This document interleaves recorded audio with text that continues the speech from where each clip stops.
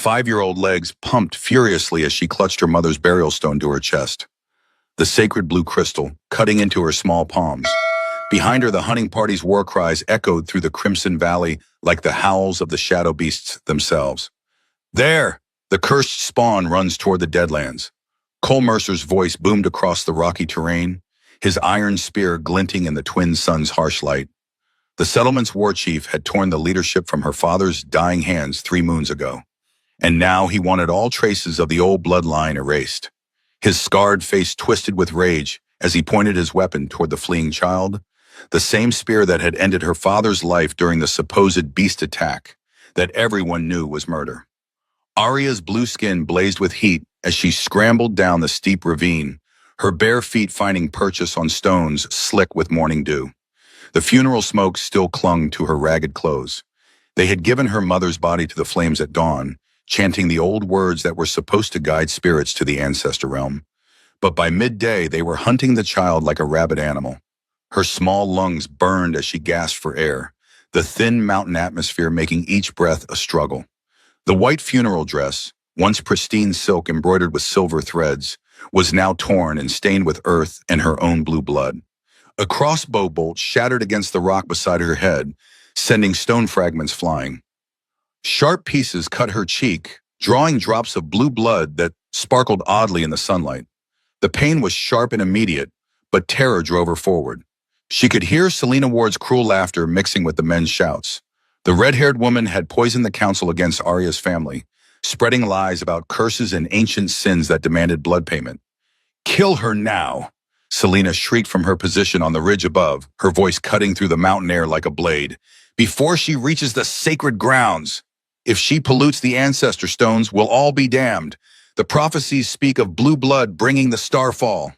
The hunting party spread out like a pack of wolves, their movements coordinated by years of hunting together. They knew these mountains, knew every hiding place and escape route. Marcus Reeve, Cole's lieutenant, had circled around to the east with his hunting bow, the same weapon he'd used to bring down countless deer and elk. 2 more warriors flanked from the west, their bronze-tipped spears ready for the killing throw. Jarek the Bold carried his grandfather's warhammer, while young Torrin bore a crossbow that had never missed its mark. Behind them all, Cole Mercer pressed forward with the determination of a man driven by fear and hatred. His iron spear had been forged in the deep fires of Mount Kalar, blessed by 7 shamans and bathed in the blood of 100 enemies. It was a weapon of legend, and now it thirsted for the blood of a 5-year-old child. The ground gave way beneath Arya's feet. She tumbled down a hidden slope, rolling through thorny undergrowth that tore at her funeral dress. The fabric, once white silk decorated with her mother's favorite blue flowers, was now shredded and stained with earth and blood. Thorns raked across her skin, leaving long scratches that wept blue tears. She crashed into the muddy bank of a rushing stream, the impact driving the air from her lungs and sending stars exploding across her vision. The burial stone flew from her hands, splashing into the dark water. The crystal, carved by her grandmother's grandmother, blessed by 7 generations of her mother's line, inscribed with the true name of their family line in the ancient script, began to sink into the swift current. "No," she sobbed, reaching desperately for the sinking crystal. It was the last piece of her mother she had left, the only proof that someone had once loved her. The stone contained memories, they said, fragments of her ancestors' wisdom that would guide her in dark times. But the current was too strong, and her small fingers could not reach far enough. The stone disappeared beneath the churning water, lost forever in the depths, taking with it the last connection to her heritage. That's when the hand closed around her wrist. She looked up through tear-blurred eyes to see a stranger, tall, weathered, with scars crisscrossing his face like a map of old battles. His dark hair was streaked with silver, pulled back in a warrior's knot that spoke of military discipline. His gray eyes held the hardness of someone who had seen too much death, but there was something else there too, a flicker of compassion that had survived whatever horrors had marked his face. A longbow was slung across his back, crafted from what looked like blackwood, the kind that only grew in the deepest, most dangerous parts of the wildlands, where the trees fed on the bones of ancient battlefields. The wood was almost black, with a grain that seemed to shift and flow like living shadow. A hunting knife gleamed at his belt, its steel blade worn smooth by years of use, the handle wrapped in leather darkened by old blood. His leather armor bore the marks of claw and fang, testament to countless encounters with the beasts that roamed the untamed regions. Scratches from shadow beast claws, burn marks from fire drake breath, and puncture wounds from things that had no name crossed his chest and arms. On his left shoulder, a clan marking had been burned away, leaving only scar tissue, the sign of an exile or deserter. "Easy there, little blue," Dravenhale said, his voice rough but not unkind. He pulled her up from the water's edge with surprising gentleness for such calloused hands. "What's got the whole valley stirred up like a kicked anthill?" Arya tried to speak, but only a broken whisper emerged. Her throat was raw from crying, her voice lost to grief and terror. The man's eyes narrowed as he took in her condition. The torn funeral dress, the scratches covering her blue skin, the terror in her large, silver eyes that seemed too old for such a young face. He had seen that look before, in refugee camps and slave markets, in the faces of children who had lost everything. The sound of approaching boots made his decision for him. Cole's hunting party was getting closer, their voices carrying over the sound of rushing water. The war chief's voice boomed above the rest, promising gold to whoever brought him the girl's head, threatening death to anyone who helped her escape. Without another word, Draven scooped Arya up and carried her deeper into the stream, using the rushing water to mask their scent. The current was strong enough to sweep away footprints and blood trails, buying them precious time. The water was icy cold, fed by mountain snows that never fully melted, even in the height of summer. Arya's lips turned blue, but she clung to him without complaint, instinctively understanding that silence meant survival. Behind them, Cole's hunting party reached the bank, cursing as they lost the trail. Marcus Reeve knelt by the water's edge, studying the muddy ground with a tracker's eye. He was the best hunter in 3 valleys, capable of following a week-old trail through solid rock. But the rushing water had done its work, washing away all traces of their passage. "Footprints here," he called out, pointing to the disturbed mud. "Large boots, adult male, someone's taken the girl." "Who would dare?" snarled Jarek the Bold, hefting his warhammer. The weapon was ancient iron, inscribed with runes of power that glowed faintly in the mountain light. "The whole valley knows the price on her head." "Split up," Mercer roared, his voice echoing off the canyon walls. "She can't have gone far. Find her before nightfall, or the Shadow Beast will do our work for us. And when you find whoever's helping her, bring me his head." Selena Ward's laughter was like breaking glass, sharp and cold in the thin air. 10 gold pieces to the man who brings me the girl's body," she called out, her voice carrying across the water. 20 if she's still breathing when you deliver her. I want to see the light fade from those cursed eyes myself." Young Torrance spat into the stream, his crossbow gleaming in the sunlight. "Should have drowned her at birth," he muttered. "Blue blood brings nothing but trouble. My grandfather told stories of the Starfall Wars, when their kind brought fire from the sky." Draven waded upstream for nearly an hour, his legs working against the current like iron pistons. The water grew deeper and more treacherous as they moved into the high country, where avalanches had carved new channels through the rock. Arya clung to his neck, too exhausted and traumatized to do anything but hold on. Her small body shivered uncontrollably, but she made no sound of complaint.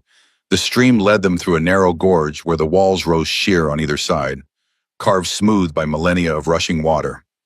Ancient symbols were carved into the stone here, spirals and geometric patterns that spoke of a civilization long vanished from these lands. The markings seemed to glow faintly in the shadow of the gorge, as if they still held some fragment of the power that had created them. By the time they finally climbed out on the far side of the valley, both of them were near collapse from cold and exhaustion. Draven's lips were blue, and his hands shook as he lifted Arya onto the bank. But they had gained precious distance from their pursuers, and the multiple streams that fed into the main channel would make tracking nearly impossible. He set Arya down in a small cave hidden behind a waterfall, the constant rush of water drowning out any sound they might make. The cave was dry, despite its proximity to the water, carved deep into the living rock by centuries of wind and weather. Ancient markings covered the walls, the same spirals and geometric patterns they had seen in the gorge, but here they were more elaborate, forming complex mandalas that seemed to pulse with hidden meaning. The air inside the cave was warm, heated by some source deep within the earth. Mineral deposits formed strange sculptures on the walls, their crystalline surfaces reflecting the light in rainbow patterns. In the deepest part of the cave, a natural spring bubbled up from the rock, its water clear and sweet despite the sulfurous smell that marked it as coming from the volcanic regions beneath the mountains. "Who are you running from?" he asked, offering her strips of dried meat from his pack. The food was tough and salty, preserved with mountain herbs that had a sharp, clean taste. He also produced a small clay pot filled with honey, a luxury that spoke of wealth or careful trading. "The new chief," Arya whispered, her voice barely audible over the water. "He says I'm cursed. He says the shadow beasts come because of me." Her words were simple, but they carried the weight of a child's incomprehension at the cruelty of adults. She didn't understand the politics that had led to her exile, couldn't grasp the complex fears and prejudices that had turned her neighbors into enemies. All she knew was that the people who had once smiled at her now wanted her dead. Draven's jaw tightened. He had heard of Cole Mercer, a brutal man who had seized control of the Blue Valley settlement through fear and violence. The entrepreneur had been tracking a caravan of escaped slaves when he stumbled into this hunt. But now something deeper stirred in his chest. Something he thought had died 5 years ago with his own family. "Your mother, she was blue-skinned like you?" Arya nodded, fresh tears spilling down her cheeks. The wasting sickness took her. Her skin turned gray, and she couldn't eat. She got thinner and thinner until she was just bones and breath. "Father died in the beast raids last winter. Cole says I don't belong with the settlement people anymore." The girl's words hit Draven like a physical blow. His own daughter would have been about this age if the fever hadn't taken her 5 years ago, if his wife hadn't followed her into death's embrace, leaving him empty and wandering the savage lands as a trader of goods and secrets. The memory was a constant ache in his chest, a wound that never quite healed. "Listen to me," he said, crouching down to meet her eyes. "I'm going to get you somewhere safe. But it won't be easy. There are dangers out here worse than angry men with spears." As if summoned by his words, a howl echoed from the forest beyond the cave. Long, mournful, and definitely not human. The sound raised the hair on the back of Draven's neck and sent ice through his veins.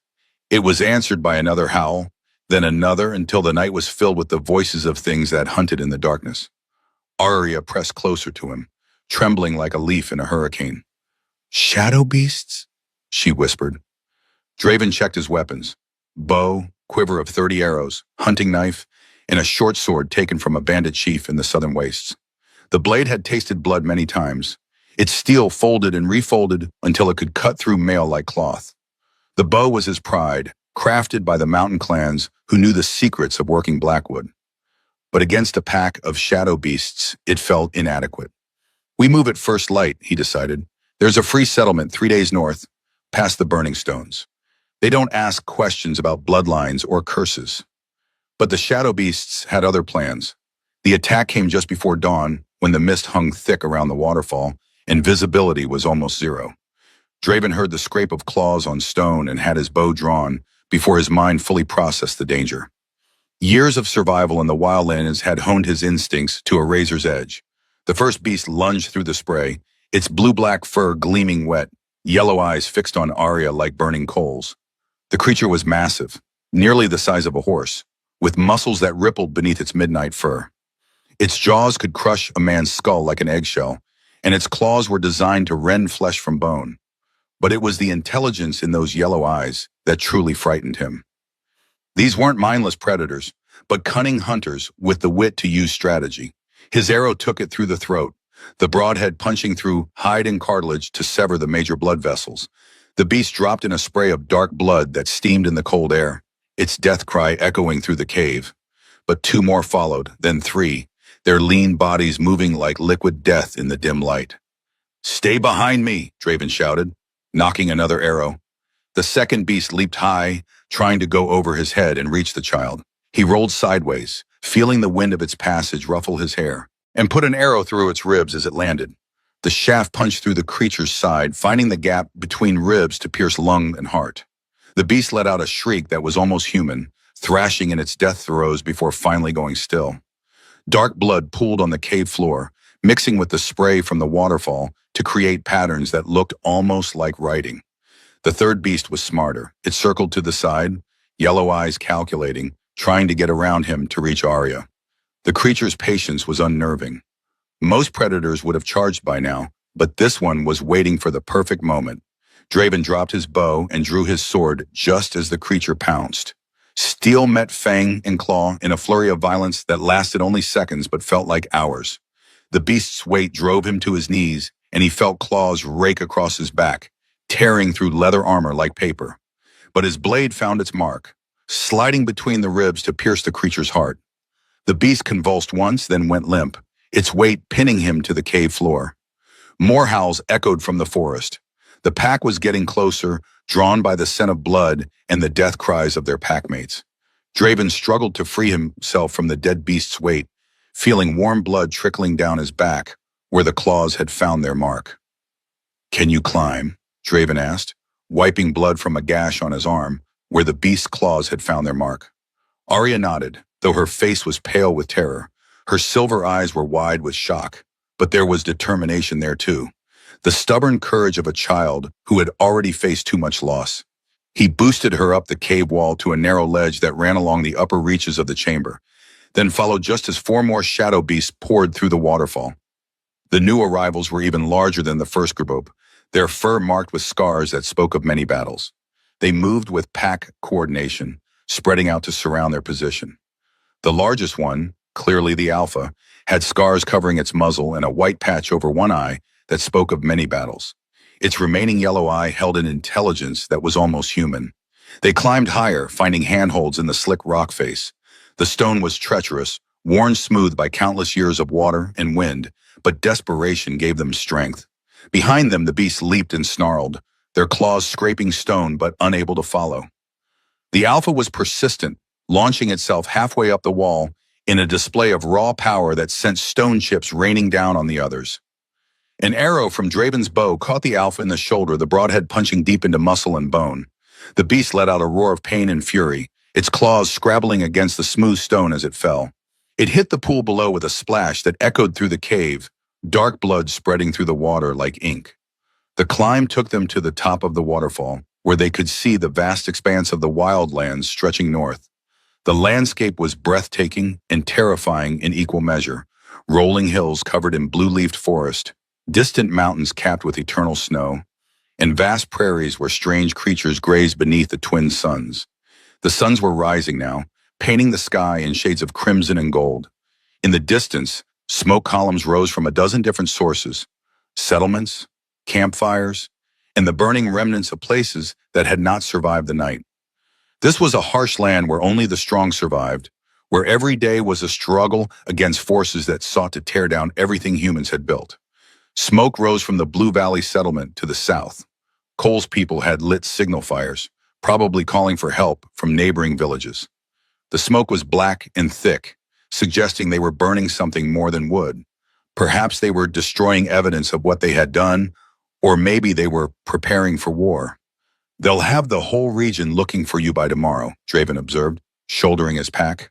The leather straps dug into his shoulders, heavy with supplies that would have to last them for days in the wilderness. "We need to move fast and stay off the main trails."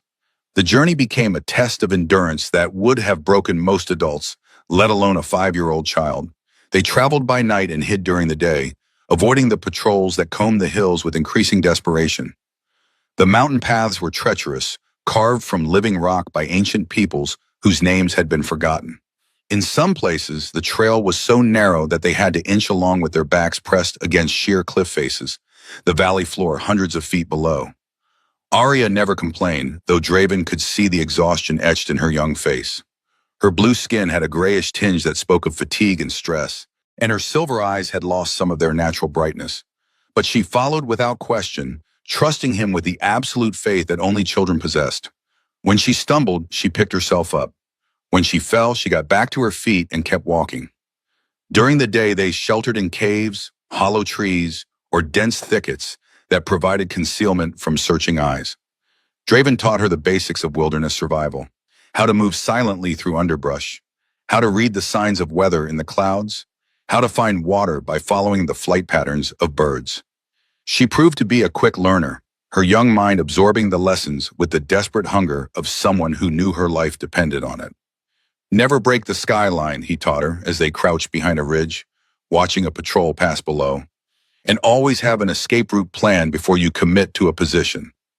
On the second day, they encountered the remains of a merchant caravan that had been attacked by bandits. The wagons were overturned and burned, their contents scattered across the trail like the debris of shattered dreams. Bodies lay where they had fallen, picked clean by scavengers, but still identifiable by their clothing and equipment. Draven studied the scene with a professional eye, reading the story written in blood and broken weapons. The merchants had tried to circle their wagons, but the bandits had overwhelmed them with superior numbers. It had been a massacre, not a battle. Men armed with farming tools against professional killers with military weapons. Why did they do this? Arya asked, her voice small in the vastness of the mountains. Because they could, Draven replied grimly. Because there's no law here except what a man can enforce with his own sword. Among the debris, he found useful supplies, arrows that had survived the flames, a water skin that hadn't been punctured, and a small pouch of coins that the bandits had somehow overlooked. Most importantly, he found a map that showed the location of water sources and safe campsites along the northern route. They also found evidence that the bandits were still in the area. Fresh horse tracks led away from the massacre site, heading north along the same route they needed to take. The tracks were recent, no more than a day old, which meant the raiders were probably camped somewhere ahead, waiting for the next caravan to stumble into their trap. We'll have to go around, Draven decided, studying the map by moonlight. Add another day to our journey, but better than walking into an ambush. The detour took them through the Whispering Gorge, a narrow canyon where the wind created strange sounds that echoed off the walls like voices from the dead. Ancient legends spoke of spirits that haunted these places, the ghosts of those who had died violent deaths seeking revenge on the living. Draven didn't believe in ghosts, but he believed in ambushes, and the gorge would be a perfect place for one. They moved through the canyon in single file, weapons ready, every sense alert for danger. The walls rose sheer on either side, carved smooth by millennia of flash floods. In places, the passage was so narrow that they had to turn sideways to squeeze through. If they were caught here by enemies, there would be no escape. Halfway through the gorge, they found evidence of the ancient civilization that had once claimed these lands. Carved into the rock face were elaborate murals depicting scenes of daily life. People with blue skin like Arya's, working in fields beneath alien stars, building cities that defied gravity, conducting rituals around glowing crystals that seemed to pulse with inner light. They look like you, Draven observed, studying the carvings by torchlight. Arya pressed closer to the wall, her small hands tracing the carved figures. Mama used to tell stories, she whispered, about the star people who came before. She said we were their children, scattered across the worlds when the great darkness came. The murals told a story of prosperity and catastrophe. The early scenes showed a thriving civilization, but the later ones depicted war and destruction. Armies of creatures that looked like shadow beasts overran the cities, while the sky rained fire and the very ground cracked and bled. The final mural showed a great exodus, ships ascending into the stars while the world burned below. What happened to them? Arya asked. I don't know, Draven admitted, but they survived long enough to have children, or you wouldn't be here. They emerged from the gorge as the first sun crested the mountains, painting the sky in shades of rose and gold. Before them stretched a vast plain dotted with the ruins of the ancient civilization. Broken towers reached toward the sky like accusing fingers, their surfaces covered with the same spiraling script they had seen in the caves. The ruins were beautiful in their desolation, but they also radiated a sense of wrongness that made the hair on Draven's neck stand on end. Something terrible had happened here. Something that had left its mark on the very stones. Animals avoided the area, and even the hardy mountain plants grew stunted and twisted near the ruins. We won't camp here tonight, Draven decided. Whatever destroyed this place, I don't want to risk waking it up. They skirted the edge of the ruins, giving the broken towers a wide berth. As they traveled, Draven noticed that Arya kept looking back at the ancient city, her silver eyes reflecting a sadness that seemed too deep for her young years. It was as if she was mourning for people she had never known, grieving for a civilization that had died before her birth. On the second night, they encountered a living merchant caravan under attack by the same band of raiders whose tracks they had been following. The scene was chaos. Overturned wagons, scattered goods, and the screams of people fighting for their lives. A group of armed bandits had surrounded the merchants, their crude weapons glinting in the firelight. The raiders were a mixed bunch, deserters from various armies, failed farmers driven to banditry by bad harvests, and men who had simply chosen the outlaw life because it was easier than honest work. Their leader was a scarred brute named Gareth the Red, whose reputation for cruelty was known throughout the region. Draven's conscience warred with his caution for exactly 3 heartbeats before he unslung his bow. He had seen too many innocents die to walk away from this slaughter, and something about the merchant caravan reminded him of his own family's final journey. "Stay hidden," he told Arya, positioning her behind a boulder that would provide cover from arrows. "No matter what happens, don't come out until I call for you." The raiders had the merchants surrounded, their crude weapons glinting in the firelight. Draven counted 7 attackers. Long odds, but not impossible for someone with his experience. The merchants were putting up a brave fight, but they were traders, not warriors. They had courage but lacked the skill to make it count against professional killers. His first arrow dropped the leader from his horse, the broad head taking Gareth the Red clean through the chest. The bandit chief toppled backward with a surprised grunt, his sword clattering to the ground. Dark blood spread across his leather armor, and his eyes went wide with shock before the light faded from them forever. The second arrow took down the archer on the left flank, catching him as he drew back his bowstring. The shaft punched through his throat, and he fell backward into the campfire with a shower of sparks. His death scream was cut short as the flames consumed his clothing. The remaining raiders charged his position, screaming war cries that echoed through the night. They were desperate men, the kind who had turned to banditry because they lacked the skill for honest work. But desperation could make even weak men dangerous, and they came at him with the fury of cornered beasts. Draven met them with steel, his sword dancing in deadly arcs. Years of fighting in the slave pits of the southern kingdoms had taught him to turn desperation into precision. He fought like a man with nothing left to lose, because in many ways, he was. Each cut was calculated for maximum effect, each thrust aimed at vital organs. The first raider came at him with a rusty axe, swinging wild overhead chops that left him open for counterattack. The man was strong but clumsy, relying on brute force rather than skill. Draven's blade slid under the man's guard, finding the gap between his crude armor plates. The raider's eyes went wide with surprise as steel pierced his heart. The second attacker was more skilled, wielding a proper sword with some knowledge of its use. He had military training, evident in his stance and the way he held his weapon. They exchanged a flurry of cuts and thrusts, steel ringing against steel in the ancient dance of battle. But Draven's superior training and experience told in the end. His blade found the man's throat in a spray of crimson. The remaining bandits tried to overwhelm him with numbers, but the narrow space between the wagons limited how many could attack at once. Draven used the terrain to his advantage, keeping his back to a wagon wheel and forcing them to come at him one at a time. His sword arm moved with mechanical precision, each strike calculated for maximum effect. Block, parry, riposte. The deadly dance of steel on steel continued until the last raider fell. 2 tried to flee when they saw their comrades dying, but Draven's arrows found them before they could escape into the darkness. He couldn't afford to let them live and bring reinforcements. When the battle was over, Draven stood bleeding from a dozen wounds, his chest heaving with exhaustion.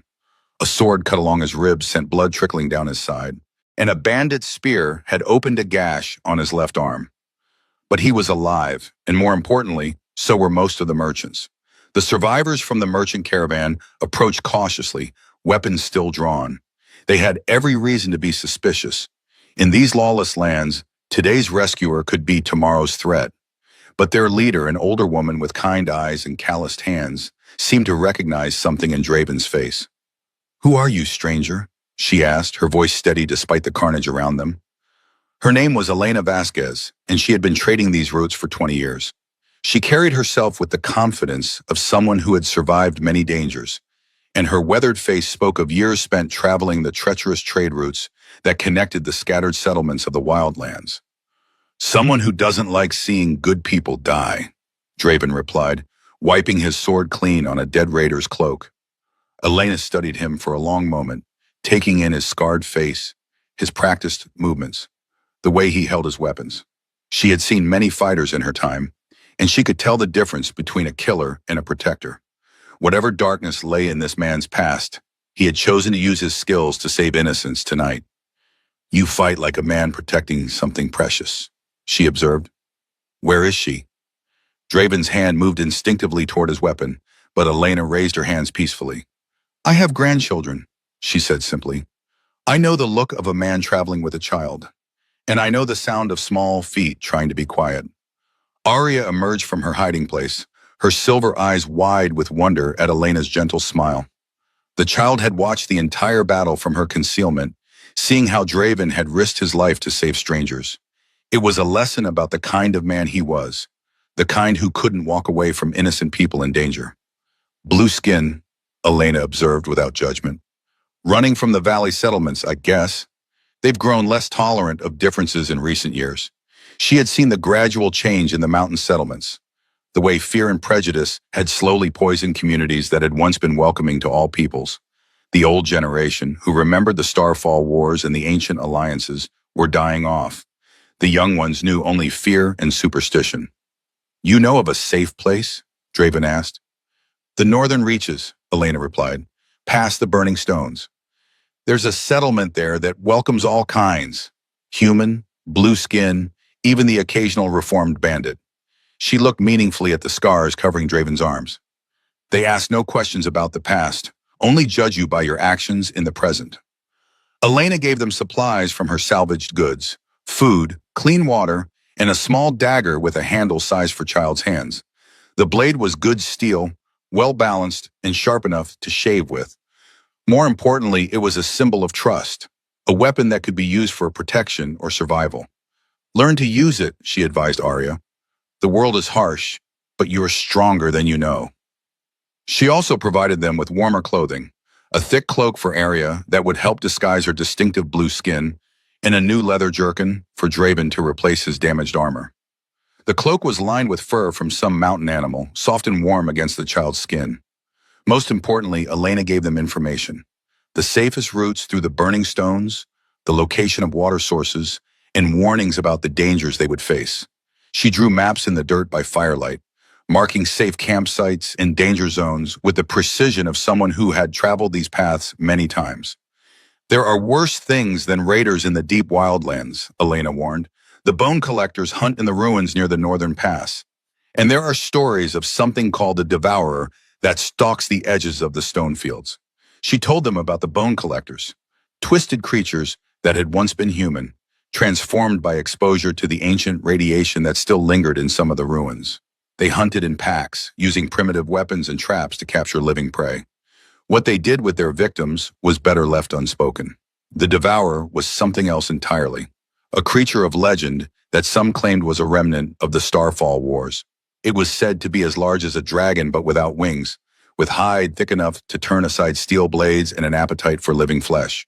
Few who encountered it lived to tell the tale. Stick to the marked paths, Elena advised, and if you see bones arranged in patterns, turn back immediately. That's a bone collector trap. They parted ways at dawn, the merchant caravan heading east toward the coastal cities, while Draven and Arya continued north. Elena's final gift was a hunting horn carved from bone, its surface inscribed with protective symbols. Blow this if you're in mortal danger, she said. There are still some in these lands who honor the old ways. They reached the burning stones on the third day, a field of red-hot volcanic rock that stretched for miles across their path. The landscape was like something from a fever dream, with pillars of stone that glowed with inner fire and pools of molten rock that bubbled and steamed. The heat was overwhelming, rising from the ground in shimmering waves that distorted the air like water. The stones themselves were a testament to the violence that had shaped this land. Some were still molten from the volcanic activity deep beneath the earth, while others had cooled into fantastic shapes that resembled twisted sculptures. The air was thick with the smell of sulfur and brimstone, making each breath an effort that burned the lungs. We cross at night, Draven decided, studying the treacherous terrain. The stones will still be hot, but not enough to cook us alive. They waited in the shade of a rocky outcrop, trying to conserve their strength for the ordeal ahead.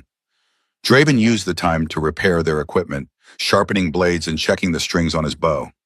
Arya watched him work, absorbing the lessons in weapon maintenance that might save her life someday.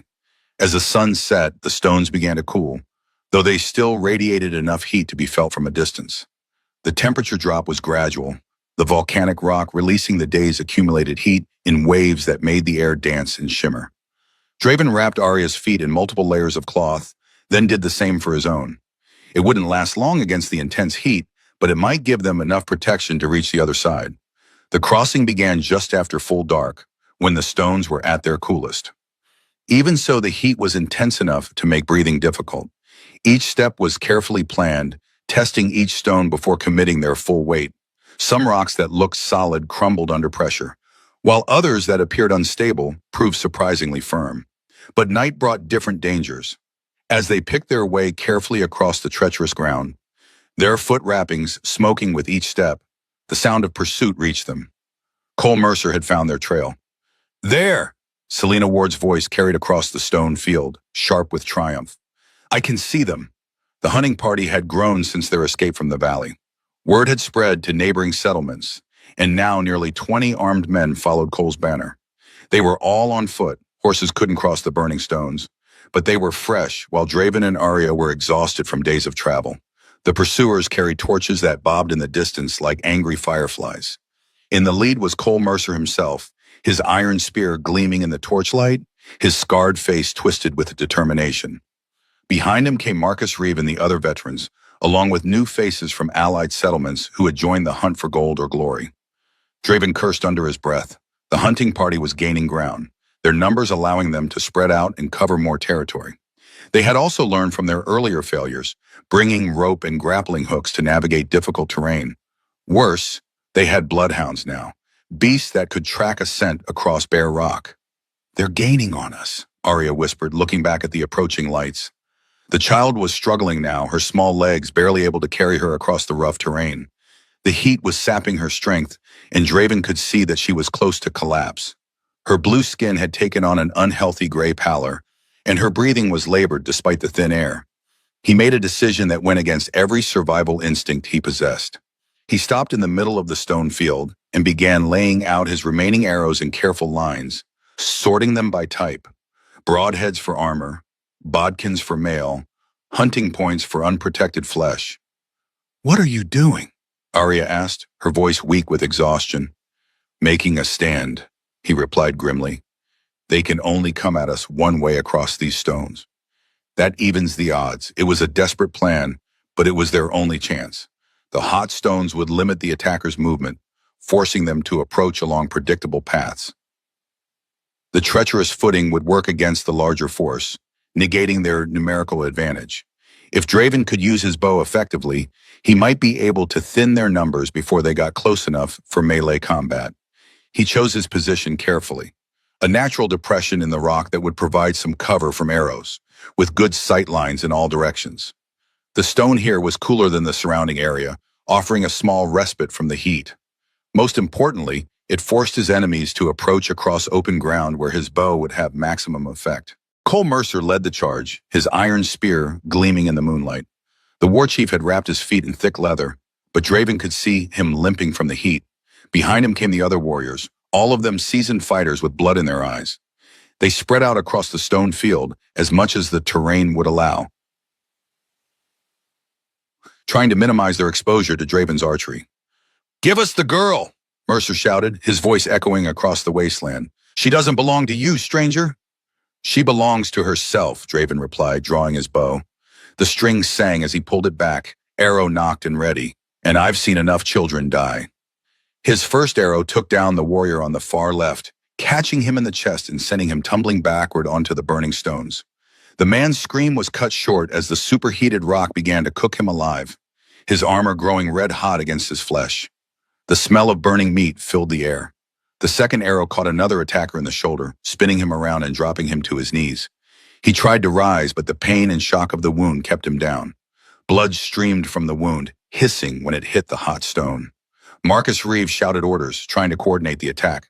The lieutenant was experienced enough to recognize good archery when he saw it, and he knew they needed to close the distance quickly or lose half their men to Draven's bow. But the stone field worked against them. The uneven footing made charging impossible, and the heat sapped their strength with every step. 2 more men fell to Draven's arrows before they got within spear range, and a third collapsed from heat exhaustion. Then they were too close for archery, and Draven drew his sword. The battle was brutal and desperate, made even more dangerous by the treacherous terrain. Every step was a calculated risk. Move too far in any direction, and the hot stones would burn through their makeshift foot protection in seconds. Draven fought with the fury of a man protecting his own blood, but he was outnumbered 15-1, and the environment was working against him as much as his enemies. A spear thrust opened a gash along his ribs, the iron point sliding between his armor plates to bite deep into flesh. A sword cut opened his left arm from elbows to wrist, sending blood streaming down to drip onto the hot stones where it sizzled and steamed. But he held his ground, his blade weaving a web of death around Arya's small form. The years of fighting in gladiatorial pits had taught him to conserve his energy, to make every movement count. Each cut was precisely aimed, each thrust calculated for maximum effect. One by one the warriors fell, their blood feeding the hungry stones beneath their feet. Jarek the Bold came at him with his ancestral warhammer, the ancient weapon glowing with heat from the stones. The big man was slow but incredibly strong, each blow capable of crushing bone, even through armor. Draven danced around the heavy swings, using speed and agility to avoid the crushing impacts. The hammer came down where his head had been a split second before, sending up a shower of sparks as it struck stone. Draven's counterthrust took Jarek in the armpit, where the armor provided less protection. The blade slid between ribs to find the heart, and the big man toppled forward onto the burning rocks. Young Torrhen tried to put a crossbow bolt in Draven's back, but Arya threw a stone that spoiled his aim. The bolt went wide, and Draven's thrown knife took the young hunter in the throat. He fell backward with a gurgle, his life's blood pooling on the superheated stone. Marcus Reeve came at him with a pair of curved daggers, trying to get inside his sword's reach. The lieutenant was fast and skilled, his blades flickering like serpent tongues in the torchlight. He had learned his trade in the border wars, where close combat was an art form practiced by masters of death. Draven gave ground, drawing the man away from Arya, then suddenly reversed direction and drove his sword through Reeve's heart. The lieutenant's eyes went wide with surprise, and he whispered something that might have been a prayer before the light faded from his eyes. The battle raged on, a desperate struggle between a lone warrior and a pack of killers. Men died on both sides, their screams echoing across the wasteland. The stone field became a charnel house, littered with bodies and slick with blood that boiled and steamed on the superheated rock. Finally, only Cole Mercer remained. The war chief was bigger and stronger than Draven, his reach longer. His iron spear had drunk the blood of 100 enemies, and his skills had been honed in a dozen wars. But he was also angry, and anger made him sloppy. When he thrust with his spear, Draven sidestepped and grabbed the shaft, pulling Mercer off balance. The war chief stumbled, his foot landing on a particularly hot stone that burned through his leather wrapping. His scream of pain and rage echoed across the wasteland as Draven's sword found the gap in his armor, sliding between the ribs to pierce his heart. Mercer fell to his knees, blood frothing on his lips. "The curse," he gasped, his eyes wide with dying fervor. "She'll bring destruction to whatever settlement takes her in. The star spawn always do. Mark my words, stranger. The shadow follows her." "The only curse here was your fear," Draven replied, watching the light fade from the man's eyes. But Selena Ward had held back from the fighting, watching from a safe distance. Now she approached with a crossbow, trained on Arya, her red hair wild in the heat-distorted air. The woman's face was twisted with hatred, her green eyes burning with fanatic fervor. "It ends here," she said, her voice cold as winterstone. "The blue-skin bloodline dies tonight." Her finger tightened on the trigger, but she never saw the small dagger that flew from Arya's hand, the weapon Elena Vasquez had given her. It was a desperate throw from a 5-year-old, guided more by instinct than skill. But sometimes desperation could guide a blade truer than training. The dagger caught Selena in the throat, severing the major blood vessels. She fell backward onto the burning stones with a scream that was cut short as the superheated rock began its grisly work. Her crossbow discharged harmlessly into the air, the bolt disappearing into the darkness. Draven stared at Arya in shock. The child looked down at her hands as if surprised by what they had done. "She was going to kill you," Arya said simply, her voice steady despite the trauma of what had just happened. They finished crossing the stone field in silence, both of them changed by what had happened there. The battle had cost them dearly. Draven was wounded and exhausted, his clothes torn and bloody. Arya had been forced to take a life to protect the man who was protecting her, a burden that no child should have to bear. On the far side of the burning stones, they found cool grass and clean water. The contrast was startling after the hellish heat of the volcanic field. Spring water bubbled up from the rocks, clear and sweet, while soft grass provided a carpet for their aching feet.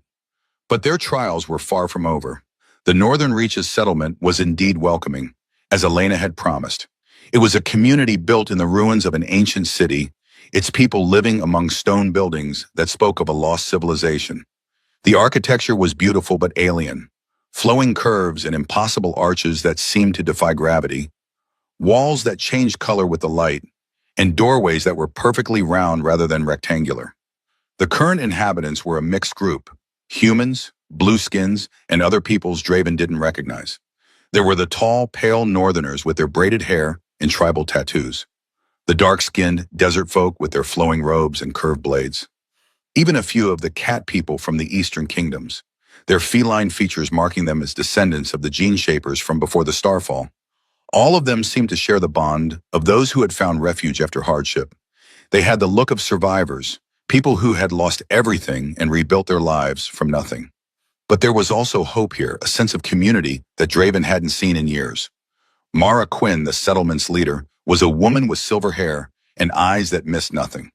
She had once been a warrior herself, if the scars on her hands and arms were any indication.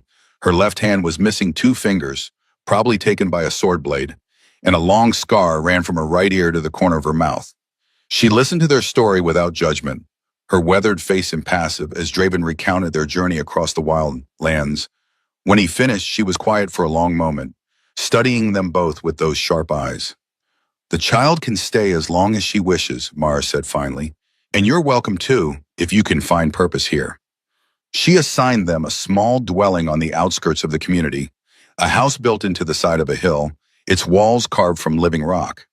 The interior was larger than it appeared from outside, with multiple rooms connected by passages that seemed to follow no logical pattern. Ancient symbols covered the walls, glowing faintly in the darkness like captured starlight.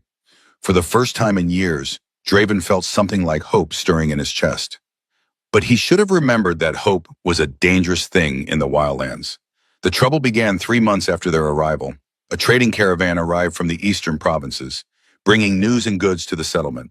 Among the traders was a man named Victor Harrow, tall, elegant, with the pale skin and refined features of the coastal aristocracy. He claimed to be a legitimate merchant, but Draven's instincts told him otherwise. Harrow wore expensive clothes that spoke of wealth and power, silk robes embroidered with gold thread, leather boots that had never touched mud, and rings on every finger that glittered with precious stones. His hair was perfectly groomed, and his hands were soft and white, unmarked by honest labor. The merchant took an immediate interest in Arya, asking questions about her background, her abilities, her lineage.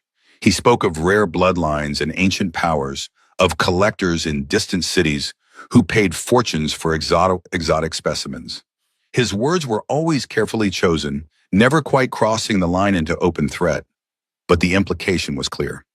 "Such a unique child," Harrow observed one day, watching Arya play with the other settlement children. "The blue-skin traits are becoming quite rare.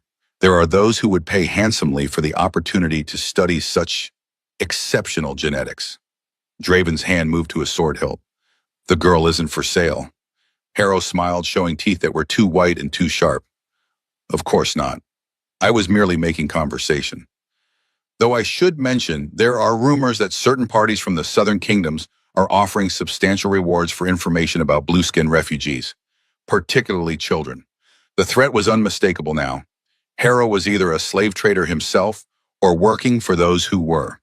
The southern kingdoms had a thriving market in exotic slaves, where blue-skinned children were considered especially valuable for their supposed mystical properties. That night, Draven found Mara Quinn and told her about the conversation. The settlement leader's face darkened as she listened, her scarred hands clenching into fists. "I know Harrow's reputation," she said grimly. "He's a procurer for the flesh markets in Velak City. If he's here, it means someone has put a bounty on the girl." "How much?" Draven asked. "Enough to buy a small army," Mara replied. "And there are people in this settlement who might be tempted by that kind of money." Her words proved prophetic. Within days, strange things began happening around the settlement. Arya's dwelling was watched by men who melted away when approached. Tools and supplies began disappearing from the communal stores. Fights broke out between families who had lived peacefully together for years. The breaking point came when someone tried to poison the settlement's water supply. Only quick action by the settlement's healer prevented a disaster, but the message was clear. Harrow's gold was dividing the community against itself. "We have to leave," Draven told Mara. "My presence here is putting everyone in danger." "Running won't solve this," Mara replied. "Harrow has resources we can't match. He'll follow you wherever you go, and next time there might not be anyone to help." She was right, and Draven knew it. But staying meant watching the settlement tear itself apart as greed and fear poisoned the community. There had to be another way. The solution came from an unexpected source. Gideon Thorne, the settlement's blacksmith, approached Draven with a proposal. Thorne was a massive man with arms like tree trunks and hands that could bend steel. But his most valuable asset was his knowledge of the ancient ruins that surrounded the settlement. "There's a place," Thorne said, his voice low and gravelly, "deep in the old city. The Vault of Echoes, they call it. Legend says it was built by the first people who lived here, before the Skyfire came and drove them away." Thorne led him to an ancient map carved into the wall of his forge, its surface blackened by years of smoke and soot. The map showed the settlement as it had been in its prime, a vast metropolis that covered the entire valley, with towers that reached toward the stars and gardens that bloomed with impossible colors. "What kind of place?" Draven asked, studying the intricate carvings. "A testing ground. They say it was designed to separate the worthy from the unworthy, to prove that someone had the right to claim what lay inside. No one's ever made it through alive, but then again, no one's ever had a reason as good as yours." The plan was desperate and dangerous, but it was their only chance.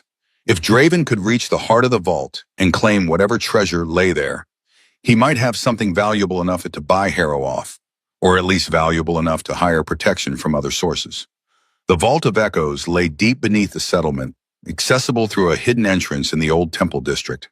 The temple itself was a marvel of ancient engineering, a structure that seemed to be carved from a single massive crystal, its faceted walls reflecting light in patterns that hurt the eyes to follow.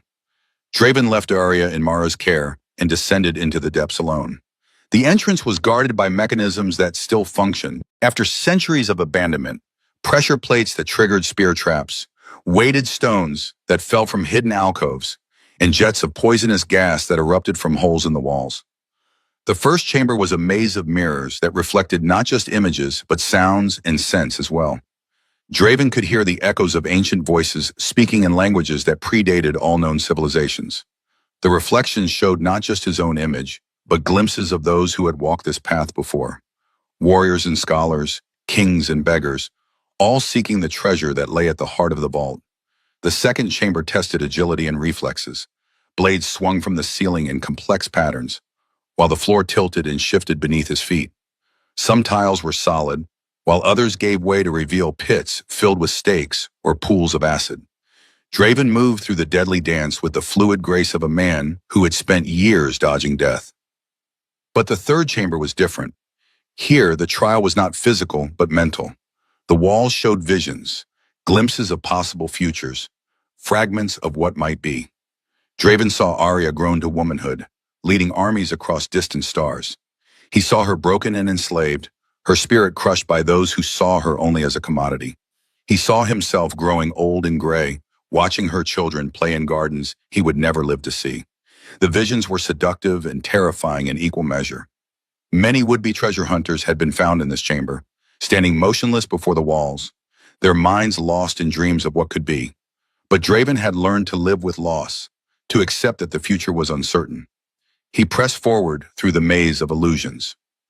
The fourth chamber contained guardians, not living creatures, but animated statues that moved with the fluid grace of master warriors. They were carved from some black stone that seemed to absorb light, their features hidden beneath elaborate helmets. Each guardian carried a different weapon: sword, spear, axe, and bow, and they attacked with coordinated precision.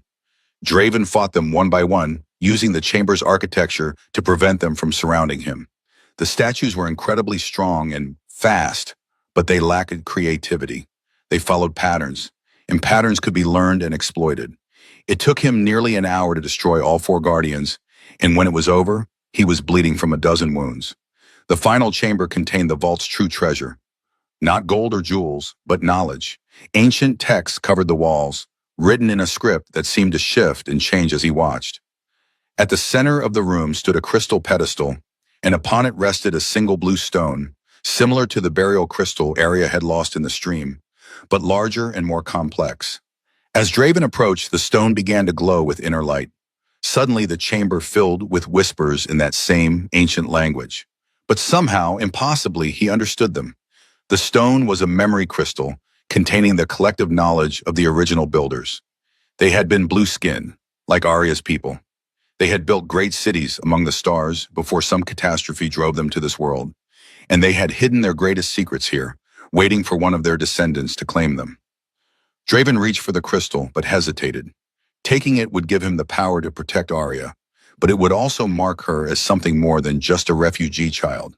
It would make her a target for forces far greater than Victor Harrow. The knowledge contained in the crystal was vast and dangerous. The secrets of faster-than-light travel, weapons that could crack worlds, and technologies that could reshape reality itself. It was the kind of power that had once built empires and destroyed civilizations. In the end, the choice was taken from him. The chamber began to shake, dust falling from the ancient ceiling.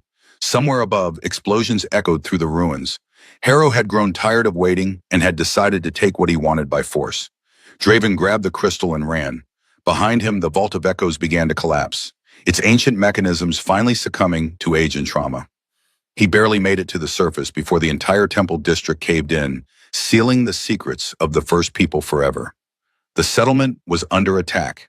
Harrow had hired a mercenary company to assault the community, using the chaos as cover to capture Arya.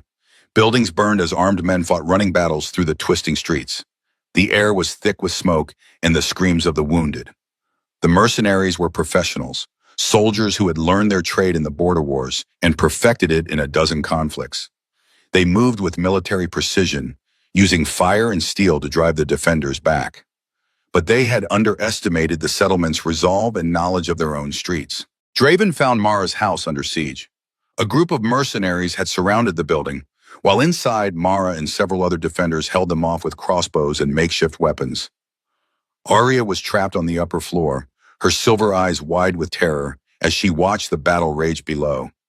The memory crystal in Draven's hand pulsed with warm light. Suddenly, his mind was filled with knowledge he had never learned. The locations of secret passages, the weaknesses of the ancient buildings, the underground routes that connected different parts of the settlement. He knew exactly how to turn the defenders' knowledge of their home into a weapon against the invaders. Using this newfound knowledge, Draven slipped through hidden passages to reach the heart of the battle. The ancient tunnels were works of art, their walls carved with flowing script and decorated with murals that told the story of the Star People. But there was no time to admire the craftsmanship. Arya's life hung in the balance. The battle that followed was unlike anything the mercenaries had expected. The settlement's defenders seemed to anticipate their every move, striking from hidden passages and retreating through routes that didn't appear on any map. What should have been a simple raid became a nightmare of urban warfare. Draven fought his way to where Victor Harrow stood, directing his men with cold precision. The slave trader was dressed in expensive armor that gleamed like silver in the firelight. His pale hands remained clean, while his hired killers did the dirty work, directing the battle like a general moving pieces on a game board. "You've caused me considerable expense," Harrow said, drawing a sword that gleamed with unnatural sharpness. The blade was inscribed with runes that seemed to writhe and shift in the firelight, and its edge glowed with a faint blue radiance. "I had hoped to take the girl without damaging her, but you've forced my hand. Dead or alive, she comes with me." Their duel was brief but vicious. Harrow was skilled, but he was used to fighting with the advantages that money could buy: better weapons, armor, and the safety of numbers. His sword was a masterwork, forged by the weaponsmiths of the Eastern Kingdoms and enchanted with protective wards. But stripped of those advantages, facing a man with nothing left to lose, he lasted less than a minute before Draven's blade found his heart. The slave trader's expensive armor might have turned aside a normal blade, but Draven's sword had been forged in the deep fires of necessity, tempered by years of survival in the wildlands. The mercenary company broke and fled when their paymaster fell. Some tried to take hostages, but the settlement's defenders were ready for them. The ancient knowledge contained in the memory crystal had revealed every secret passage and hidden route, allowing the defenders to outmaneuver and trap their enemies. By dawn, the threat was over, but the cost had been terrible. Buildings lay in ruins, and too many good people had died defending their home. But the settlement had survived, and perhaps grown stronger in the process. In the aftermath, Mara gathered the survivors in the main square. The settlement was wounded but not broken, and there was talk of rebuilding stronger than before. But Draven knew that the peace wouldn't last. Harrow had been just the first. Others offer would come, drawn by the bounty on Arya's head and the rumors of ancient treasures hidden in the ruins. The crystal, Mara said, studying the blue stone in Draven's hand. It chose you. That means something. The memory crystal had revealed its secrets during the battle, showing Draven visions of the ancient past. The blue-skinned builders had faced a similar crisis. Invasion by those who wanted to exploit their gifts. They had fought back with weapons that turned thought into reality, that bent the very fabric of space and time to their will. But those weapons had come with a price. The power had consumed them, turning their paradise into the ruined wasteland that surrounded the settlement. In the end, they had chosen to hide their knowledge rather than risk repeating their mistakes. The knowledge is dangerous, Draven said.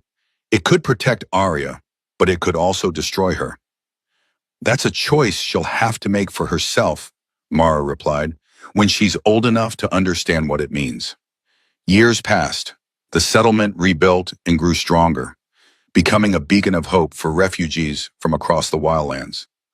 Arya grew from a frightened child into a capable young woman, learning to fight with sword and bow, to track and hunt, to read the signs of weather and beast. But she also learned the weight of legacy. The memory crystal had accepted her touch, revealing fragments of her people's history.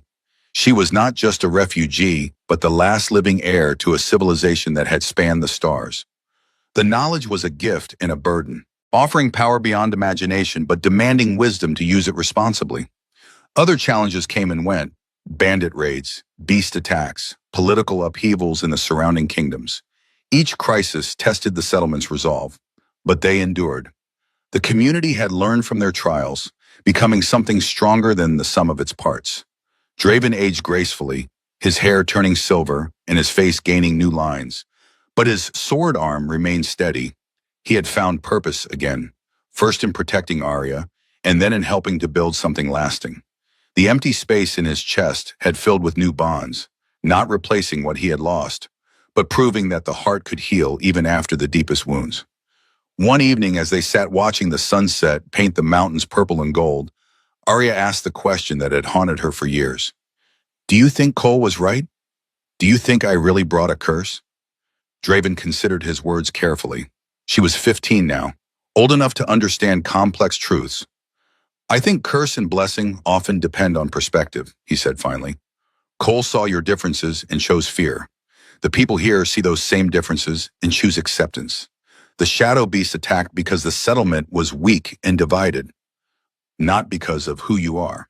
Arya nodded, seeming satisfied with that answer. She leaned against his shoulder, and he put his arm around her. This remarkable young woman who had taught him that family was not just about blood, but about choice. In the distance, a shadow beast howled its lonely call. But here in the settlement, surrounded by warm lights and the laughter of children at play, it seemed like nothing more than the voice of a wild thing calling to its own kind under the stars. The data crystal pulsed gently in Arya's hands, its bioluminescent core matching the blue pigmentation of her skin. Within its crystalline matrix lay the scientific principles of a lost civilization, waiting for the day when she would be ready to understand their advanced engineering. But for now, she was content to be what she had always been, a child of two worlds, carrying the genetic heritage of star travelers in a body that had learned to survive with sword and bow. Elena Vasquez visited again the following spring, bringing news from the wider world and goods from distant markets. She smiled when she saw Arya practicing with her bow, no longer the terrified child hiding behind boulders. "I told you she was stronger than she knew," the merchant said to Draven. "We both were," he replied, watching Arya laugh as she competed with the other young people of the settlement. Blue skin and human and all the varieties in between, working and playing together without thought of difference or curse. The future stretched before them, uncertain but no longer frightening. They had learned that home was not a place you were born to, but something you built with your own hands and defended with your own blood. And that, Draven thought, was a lesson worth all the pain it had cost to learn.